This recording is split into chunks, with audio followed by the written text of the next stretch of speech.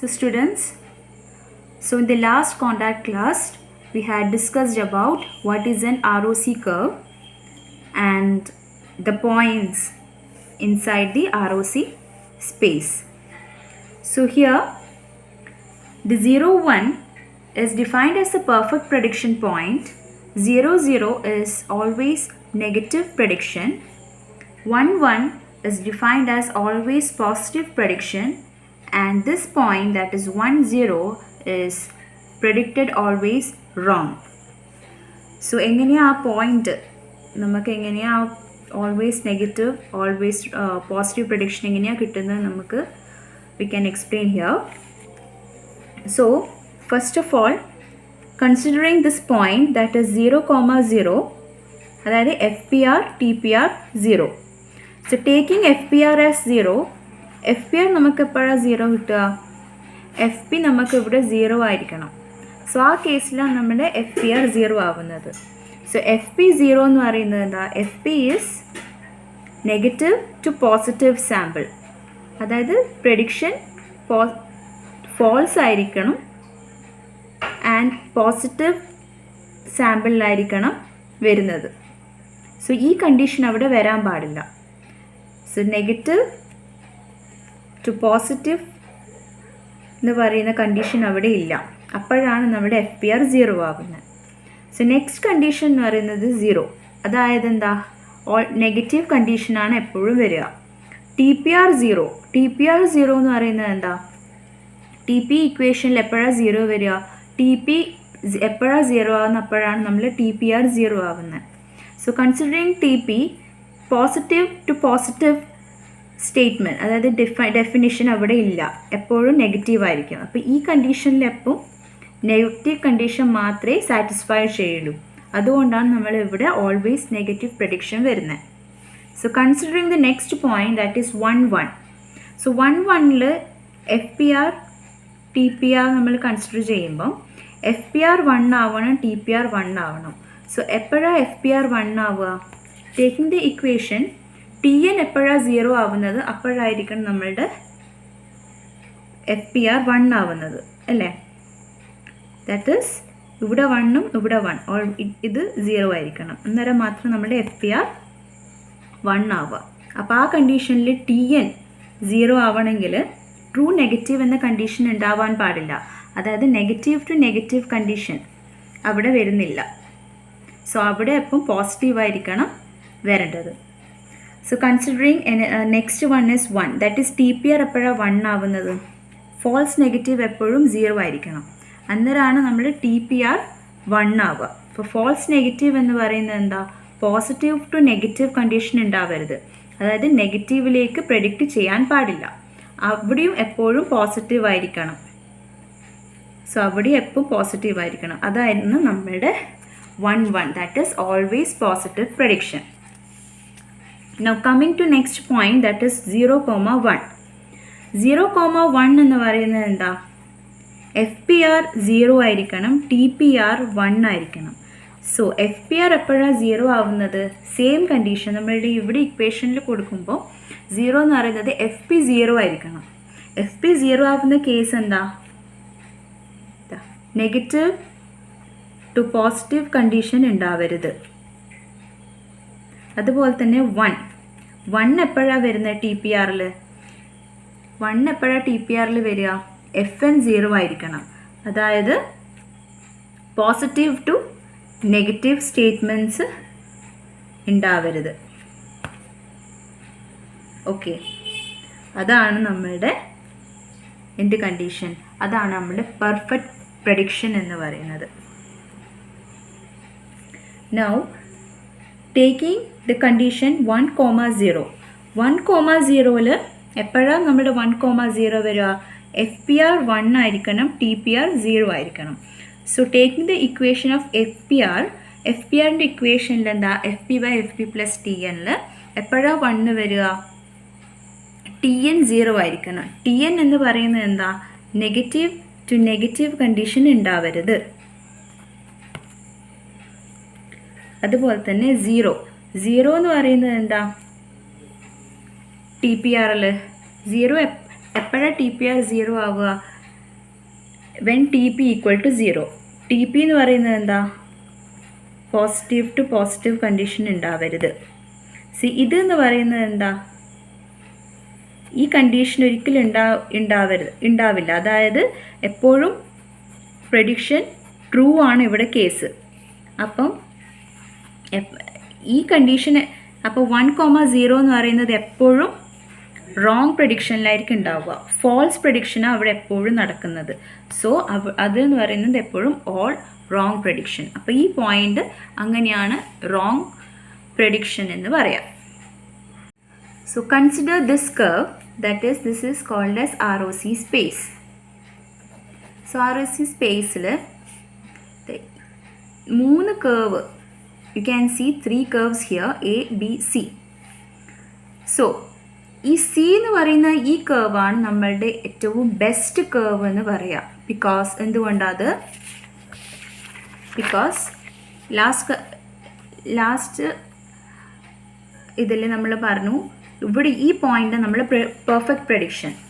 So ആ പോയിന്റിൻ്റെ closer ആയിട്ട് വരുന്ന ഏതൊരു കർവും അവിടെ ബെസ്റ്റ് കർവ് ആയിരിക്കും നമ്മൾ ഡിഫൈൻ ചെയ്യാം. ബി എന്ന് പറയുന്നത് which is somewhat better than A, and A is considered as the worst curve here. B ഇതിൻ്റെ രണ്ടിൻ്റെ നടുക്കായതുകൊണ്ട് ഓൾമോസ്റ്റ് ബെസ്റ്റ് ആണ് നമുക്ക് പറയാം. And the area coming under this curve we call it as AUC, that is auxiliary curve. Now here we can discuss a problem of precision and recall. So the problem is with true positive and false negative and false positive, that is we have to calculate the precision and recall for this problem. So suppose a computer program for recognizing dogs in a picture identifies 8 dogs containing 12 dogs and some cats. Of the 8 dogs identified, 5 dogs are actually dogs while the rest of are cats. Compute the precision and recall of this computer program. അപ്പോൾ ഇതാണ് നമ്മുടെ question. So ഇതിൽ നമുക്ക് precision നമുക്ക് calculate ചെയ്യണമെങ്കിൽ we have to get the T P F P. So true positive എന്ന് പറയുന്നത് നമ്മൾ ഈ കേസിൽ പോസിറ്റീവ് സാമ്പിൾ എന്ന് പറയുന്നത് നമ്മൾ ഡോഗാണ്. സോ ഈ കേസിൽ പ്രഡിക്ഷൻ അവിടെ ട്രൂവും ഡോഗായിട്ട് നമുക്ക് കിട്ടണം. ആ കണ്ടീഷൻ എന്ന് പറയുന്നത് എന്താ? Out of 8 dogs identified, 5 are actually dogs. അപ്പോൾ അവിടെ പ്രഡിക്ഷൻ ട്രൂ ആണ്, വിച്ച് ഈസ് പോസിറ്റീവ്. അപ്പം ഈ condition, so total number of dogs which are currently identified is 5. അതാണ് നമ്മൾ ട്രൂ പോസിറ്റീവ്. ഇനി എഫ് പി എന്ന് പറയുന്നത് എന്താ? സോ ഫോൾസ് പോസിറ്റീവ് എന്ന് പറയുന്നത് എന്താ? ഔട്ട് ഓഫ് 8 dogsൽ കറക്റ്റ്ലി ക്ലാസിഫൈ ചെയ്തത് എന്താ? 5 ആണ്.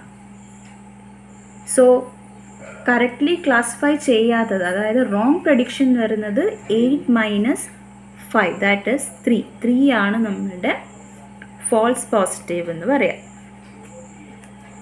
ദാറ്റ് ഈസ് 8 dogs ആണ് ആ പിക്ചറിൽ നമ്മളുടെ പ്രഡിക്ഷൻ ക്ലാസിഫയർ 8 dogs പ്രെഡിക്റ്റ് ചെയ്തിട്ടുണ്ട്. 8 dogs ആണ് ഉള്ളത്. പക്ഷെ ആക്ച്വലി അതിൽ 5 dogs ആണ് കറക്റ്റ്ലി ക്ലാസിഫൈ കറക്റ്റായിട്ട് 5 ആണ് നമ്മളുടെ കറക്റ്റ് നമ്പർ ഓഫ് ഡോഗ്സ്. അപ്പോൾ 3 ആയിരിക്കും എന്ത്? False positive. 8 minus 5 that is equal to 3. Now false negative എന്ന് പറയുന്നത് എന്താ? അതെങ്ങനെയാണ് കാണുകയെന്ന് വെച്ചാൽ ടോട്ടൽ നമ്പർ ഓഫ് ഡോഗ്സ് എന്ന് പറയുന്നത് 12 ആണ്. സോ 12 എന്ന് number of dogs correctly identified. അപ്പം ഇതിൽ നിന്ന് എത്ര ഡോഗ്സ് ആണ് കറക്റ്റ്ലി ഐഡൻറ്റിഫൈ ആയിട്ടുള്ളത്? 5. So this is our false negative. False negative എന്ന് വെച്ചാൽ ടോട്ടലിൽ നിന്ന് കറക്റ്റായിട്ട് നമ്മൾ സബ്ട്രാക്ട് ചെയ്താൽ നമുക്ക് നെഗറ്റീവ് കിട്ടും അല്ലേ. So this is the false negative. So coming to the equation P equal to TP by TP plus FP. So TP is 5 here. 5 plus FP എന്ന് പറയുന്നത് എന്താ 3. That is 5 by 8. Recall എന്ന് പറയുന്നത് എന്താ TP by TP plus FN. TP എന്ന് പറയുന്നത് 5 plus FN എന്ന് പറയുന്നത് 7. That means 5 by 12. ഇതാണ് നമ്മുടെ answer. So moving to the next problem, that is there are 10 balls, that is 6 white and 4 red balls in a box, and let it be required to pick up the red balls from it. So our aim എന്ന് പറയുന്നത് red balls നമ്മൾ അവിടുന്ന് പിക്ക് ചെയ്യണം. Suppose we pick up 7 balls as red balls, of which 2 are actually red balls. What are the values of precision and recall in picking red ball? അപ്പോൾ നമ്മുടെ aim എന്ന് പറയുന്നത് red ബോളാണ് പിക്ക് ചെയ്യേണ്ടത്. അപ്പോൾ ടോട്ടൽ നമ്മൾ 10 ബോൾസിൽ നിന്ന് 7 ബോൾ നമ്മൾ റെഡാണ് വിചാരിച്ചെടുത്തു. അപ്പോൾ അതിൽ നിന്ന് കറക്റ്റ്ലി ആയിട്ട് ആക്ച്വലി എന്ന് പറയുന്നത് 2 ബോൾസ്, അതാണ് നമ്മളുടെ true positive. So true positive എന്ന് പറയുന്നത് 2 ആണ്. ദാറ്റ് ഈസ് കറക്റ്റ്ലി നമ്മൾ എടുക്കുന്നത്.